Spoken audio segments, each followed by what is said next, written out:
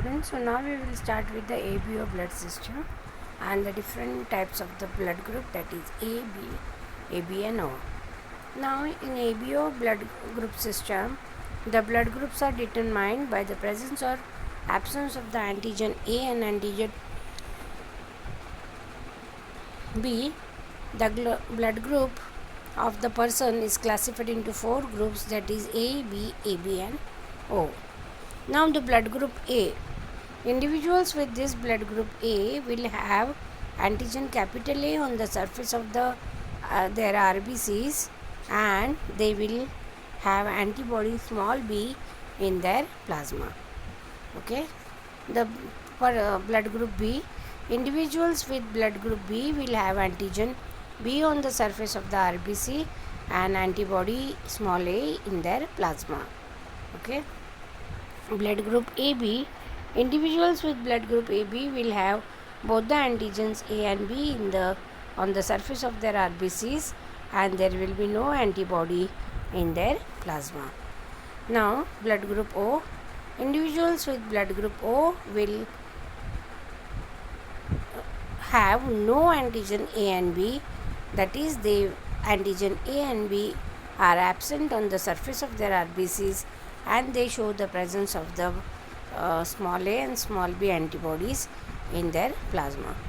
आता या ABO blood ग्रुपमध्ये अँटीजन ए आणि अँटीजन बी यांचा प्रेझन्स किंवा ॲब्सन्सनी हे ब्लड ग्रुप डिटरमाइन केलेले आहेत आणि त्यांचे 4 ग्रुप आहेत. Okay. Blood group A, blood group B, A B आणि ओ. आता पहिला आपण बघूया ब्लड ग्रुप ए. ज्या लोकांचा ब्लड ग्रुप ए असतो त्यांच्या RBCच्या सरफेसवर अँटीजन ए कॅपिटल ए असेल आणि त्यांच्या प्लाझ्मामध्ये स्मॉल बी हा अँटीबॉडी असणार. ओके. ब्लड ग्रुप बी या इंडिव्हिज्युअल्समध्ये अँटीजन कॅपिटल बी त्यांच्या RBCच्या सरफेसवर असेल आणि अँटीबॉडी स्मॉल ए त्यांच्या प्लाझ्मामध्ये असेल. ब्लड ग्रुप ए बी असलेल्या इंडिव्हिज्युअल्सला दोन्ही अँटीजन म्हणजे ए आणि बी दोन्ही त्यांच्या RBCच्या सरफेसवर असतील, पण त्याला जे करस्पॉन्डिंग अँटीबॉडीज आहेत हे बाकी त्यांच्या प्लाझ्मामध्ये ॲब्संट असतील. ब्लड ग्रुप ओ इंडिव्हिज्युअल्समध्ये दोन्ही अँटीजन नसतील, म्हणजे अँटीजन ए आणि अँटीजन बी हे दोन्ही ॲब्संट असतील त्यांच्या RBCच्या सरफेसवर, पण त्यांच्यामध्ये दोन्ही अँटीबॉडी स्मॉल ए आणि स्मॉल बी त्यांच्या प्लाझ्मामध्ये असणार आहेत. ओके. सो आता आपण बघूया हा चार्ट की व्यक्तीमध्ये ब्लड ग्रुप 4 दाखवलेले आहेत. ओके. त्यांचं जिनोटाईप काय आहे, त्यांच्या RBCच्या सरफेसवर अँटीजन कुठला प्रेझेंट असेल, सिरममध्ये किंवा प्लाझ्मामध्ये कुठला अँटीबॉडी असेल, आणि हा व्यक्ती कुठल्या माणसाला डोनेट ब्लड करू शकतो आणि कुठल्या माणसाकडून तो ब्लड रिसीव करू शकतो. ओके. सो पहिल्यांदा आपण बघूया ब्लड ग्रुप ए. यांचं जिनोटाईप असेल कॅपिटल ए और capital AI0. Okay. Then antigen त्यांच्या सरफेसवर ए असेल आणि त्यांचं अँटीबॉडी सिरममध्ये असेल अँटीबॉडी बी, आणि हे ए ब्लड ग्रुपवाले एला ब्लड देऊ शकतात, ए बीला देऊ शकतात, पण त्यांना जेव्हा रिसीव करायचं असेल ब्लड, त्यांना जेव्हा ब्लड हवं असेल तेव्हा ते एकडनं आणि ओकडनं घेऊ शकतात. ओके. आता ज्या व्यक्तीचं ब्लड ग्रुप बी आहे त्याचं जिनोटाईप असेल IB और I0. ओके. त्यांच्या RBCच्या सरफेसवर जो अँटीजन असेल तो बी असेल आणि अँटीबॉडी बाकी स्मॉल ए असेल, आणि हे ब्लड ग्रुप बी आणि ए बीला ब्लड डोनेट करू शकतात, पण त्यांना रिसीव करताना बी आणि ओकडनंच मिळणार. ओके. त्यानंतर ए बी असलेला जो इंडिव्हिज्युअल आहे त्याचं जिनोटाईप असेल IA/IB, आणि त्याच्या RBCच्या सरफेसवर ए आणि बी हे दोन्ही अँटीजन असतील, बाकी अँटीबॉडी अजिबात नसतील, ॲब्संट असतील, आणि तो व्यक्ती फक्त ए बीलाच ब्लड डोनेट करू शकतो, पण बाकी तो एकडनं बीकडनं आणि ए बीकडनं ब्लड रिसीव करू शकतो. आणि म्हणून याला आपण म्हणतो युनिव्हर्सल रिसिव्हर म्हणजेच ॲक्सेप्टर. तो सगळ्या लोकांकडनं ब्लड ॲक्सेप्ट करू शकतो, फक्त बाकी तो देताना ABवाल्यालाच देऊ शकतो. ओके. आता जो व्यक्ती ज्याचं ब्लड ग्रुप O असेल त्याच्यामध्ये जे जिनोटाईप असेल IO असेल, अँटीजन बाकी त्याच्या सरफेसवर नसतील पण अँटीबॉडीज दोन्ही स्मॉल A आणि स्मॉल B असतील, आणि हा व्यक्ती सगळ्यांना ब्लड डोनेट करू शकतो, Aला, Bला, ABला आणि Oला. आणि बाकी त्याला जेव्हा रक्त लागेल तो फक्त O ब्लडवाल्याकडनंच O ब्लड ग्रुपवाल्याकडनंच त्याला रक्त मिळू शकतं. सो या व्यक्तीला म्हणतात युनिव्हर्सल डोनर, म्हणजे तो सगळ्यांना डोनेट करू शकतो. ओके. सो हे झालं आपलं ABO ब्लड ग्रुप. आता आपण बघूया RH factor. Now RH is the most complex of the blood group system, and RH is the factor, or RH factor is an antigenic protein which is present on the surface of the RBCs in the human beings. It was first discovered by Landsteiner and Wiener in 1940 on the surface of the RBCs of the rhesus monkey, and so it is called as RH factor, also called the D antigen. Person having the RH factor, that is the D antigen, they are called as RH positive, and those lacking the D antigen, or in the persons in which the D antigen is absent, those are called as RH negative. Okay. So RH factor हा important complex आहे blood group सिस्टममध्ये. RH factor हा एक अँटीजेनिक protein आहे जो RBCच्या सरफेसवर human बिंग्समध्ये present असतो. RH factor पहिल्यांदा लँडस्टीनर आणि विनियरनी 1940मध्ये डिस्कवर केला होता. RBC रिसस मंकीच्या RBCच्या सरफेसवर, आणि म्हणून रिसस मंकीचा जो RH आहे तो पहिलं अक्षर त्याला दिलं गेलं, आणि म्हणून याला RH फॅक्टर म्हटलं गेलं. आता याला दुसरं नाव आहे D अँटीजन. ओके. ज्या लोकांमध्ये RH फॅक्टर किंवा हा D अँटीजन असतो त्या लोकांना आपण RH पॉझिटिव्ह म्हणतो, आणि ज्यांच्यामध्ये हा D अँटीजन त्यांच्या RBCच्या सरफेसवर जर ॲब्सेंट असेल तर त्या लोकांना आपण RH नेगेटिव्ह म्हणतो.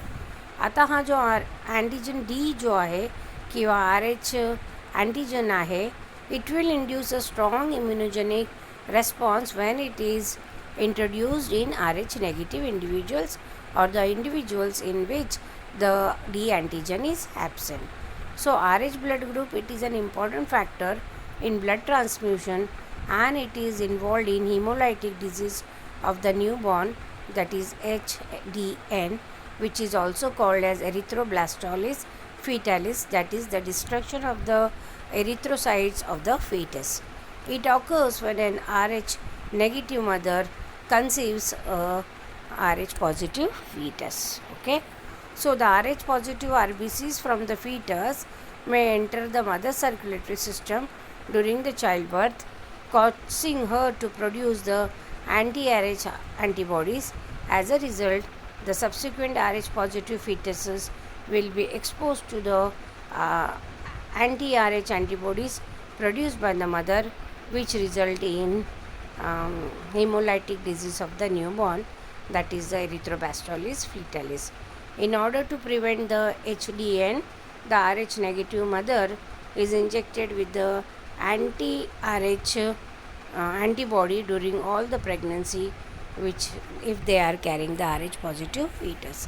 आता हा जो RH अँटीजन आहे म्हणजे D अँटीजन हा स्ट्रॉंग इम्युनॉलॉजिकल रेस्पॉन्स डेव्हलप करतो किंवा इंड्यूस करतो जेव्हा तो RH नेगेटिव्ह इंडिव्हिज्युअल्सकडे इंट्रोड्यूस केला जातो.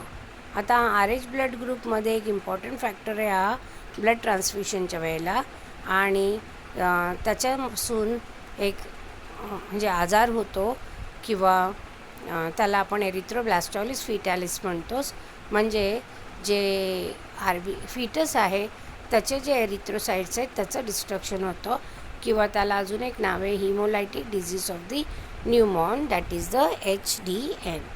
आता ज्या वेळेला एखादी RH पॉझिटिव्ह RBC फिटस असेल आणि आई जर RH नेगेटिव्ह असेल तर या RH पॉझिटिव्ह फिटसकडच्या RBC त्या फिटसकडनं आईच्या सर्क्युलेटरी सिस्टममध्ये चाइल्डबर्थच्या वेळेला जाऊ शकतात आणि मग ही जी आईची बॉडी आहे ती अँटी-RH अँटीबॉडीज म्हणजे अगेन्स्ट RH, ओके, कारण आईमध्ये हे अँटीजन नसतात, ओके, डी अँटीजन प्रेझेंट नसतो, म्हणून या डी अँटीजनच्या अगेन्स्ट आईची बॉडी अँटीबॉडीज तयार करणार आणि असं जर झालं तर जी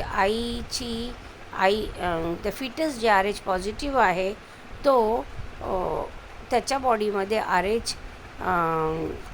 अँटी-RH अँटीबॉडीज आईकडनं प्रोड्यूस केलेले येतील आणि त्यामुळे त्या बाळाचं म्हणजे तो बाळ जन्माला यायच्या आधीच जाईल. त्यालाच आपण म्हणतो हिमोलायटिक डिझीज ऑफ दी न्यूबॉर्न. आता हे प्रिव्हेंट करण्यासाठी जर आई जी RH नेगेटिव्ह मदर आहे आणि तिला जर RH पॉझिटिव्ह बेबी होणार असेल तर या RH नेगेटिव्ह आईला अँटी-RH तिच्या सगळ्या प्रेग्नन्सीमध्ये तिला इंजेक्ट केलं जातं, okay. So this will prevent it.